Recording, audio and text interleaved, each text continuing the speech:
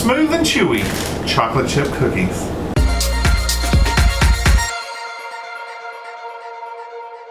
Welcome to Help at Home, your resource for great recipes and easy learning. I'm Jim Hightower. Today we're rebooting the chocolate chip cookie dough recipe, and it's going to be faster than the first Concorde flight to Europe.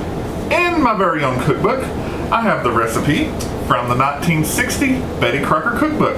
Grab your pen and paper, here come the ingredients.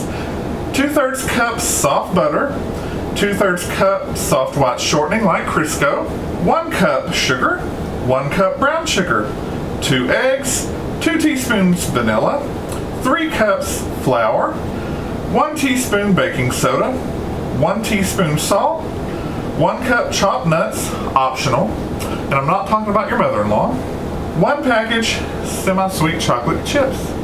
Preheat your oven to nothing. Now here's the deal. It is hotter than a frying pan today.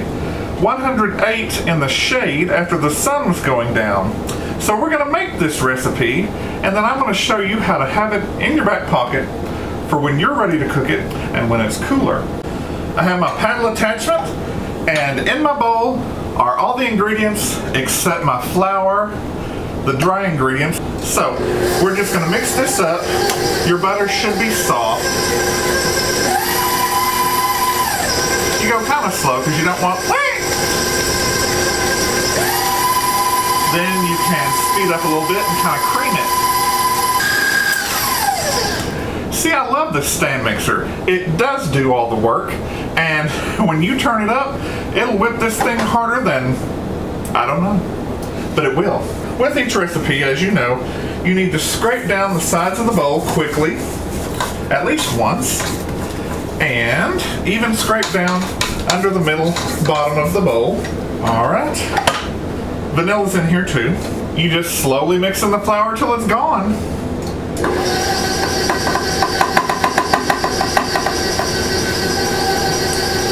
Now, if you think that you don't have time to make cookies for your children's lunch, and I realize it's just July, but you do, because after I show you what's going to happen today, you'll be like, I did not know that. Thank you, Jim. To the flour dust.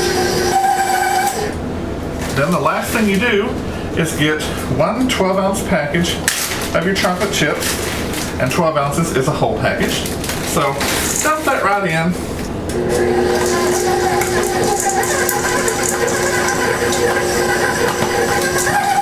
Okay, that's it. You know how I roll. Flour your working surface and keep your flour close by. Get your cookies, and of course, where's my mama? Scrape it right out. And of course you can use your counters as your work surface as long as they're clean and you put a little flour on top. Now just a little more flour to help things work out nicely and not stick to us real bad. Okay. Here's what I'm going to do. Because it was 108 degrees today after the sun was going down, I'm not cooking anything in the oven. Roll these into logs, break them into about 3 pieces, and you can kind of figure out what's coming. If you make them about like a 6-inch stub, they'll roll up nicely. Here's our Rex paper. Let me take this large one. It's not too long. Wrap that up. And you're thinking, Jim, that is fantastic. Grab a handy Ziploc bag, the gallon size, and also make it a freezer bag. Stick your cookie dough in there and set that over there. That one didn't tear as nice, but who cares? Roll this one up. Stick that in your Ziploc. Your final piece. All right. Wrap it up. You can take them and bake them, which if you're going to do that, you can use your disher or put them in the refrigerator. Get up in the morning, and while you're drinking your coffee, bake these nice cookies to put in your child's lunch. I would leave them in the refrigerator for more than 2 or 3 days. You can freeze these beauties. You just take these, put them in your fridge, and we will cook these tomorrow in the morning while it's still cool. So see, you can make things ahead, cook them when you're ready, If you're not, pull them out of your pocket and say, all right, now's the time. Well, it's early the next morning. You preheated the oven to 375 degrees while you drank your coffee.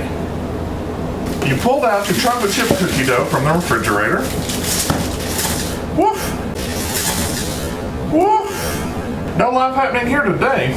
These are a little bit harder to work with because of the chocolate chips. You need to use a sharp knife. This is just an old steak knife when you're cutting these, because the chocolate chips can make your cookie dough crumble, and then you just cook as many or as few as you want, and if they fall apart, you don't have to be sad because you just grab them up. I'm going to take this cold mess as opposed to a hot mess. I'm going to give it a slight push together and set it right there. You'll be amazed at what happens. Into your 350 degree oven. This recipe says 8 to 10 minutes. I would check it at 8. Because it has been refrigerated, at least in our case, it will take a little bit longer. 8 minutes was the perfect time, and these are completely done. And you'll notice they've puffed up a little bit, but they will go back down. And you'll see the browning around the edges, which means they're done. They look slightly raw on top, but as they cool, they'll continue to cook just a little bit, and they'll be perfect. We need to wait 4 or 5 minutes to let them cool down, recompose themselves, and be ready to put on a cooling rack. And remember, don't be fooled by old recipes, even Betty Crocker, shame on you Betty, you know better than that say, remove immediately to a cooling rack. If you do that, these are going to become a hot, globby mess. You'll be sad, your children will hate you, and it'll be a bad day. So don't do that. Just wait. I've done a test just to prove a point to you. 4 or 5 minutes is best, but if you're in a hurry, 3 minutes is better than no minutes. So I did 3 minutes just to show you that giving them any time at all to cool off and recompose themselves is better than just grabbing the hot cookies off the off the pan. You get your practice down, you can grab 2 cookies at a time, slide them right off the side. See how easy that is? Just remember, if you bake cookies until they look done, then you're going to overcook them and they'll be hard and crunchy. And unless you're going for a Chips Ahoy kind of thing, nobody wants that. If you like this recipe for easy chocolate chip cookies, give it a thumbs up. Subscribe and share with your friends who like to cook or want to learn how.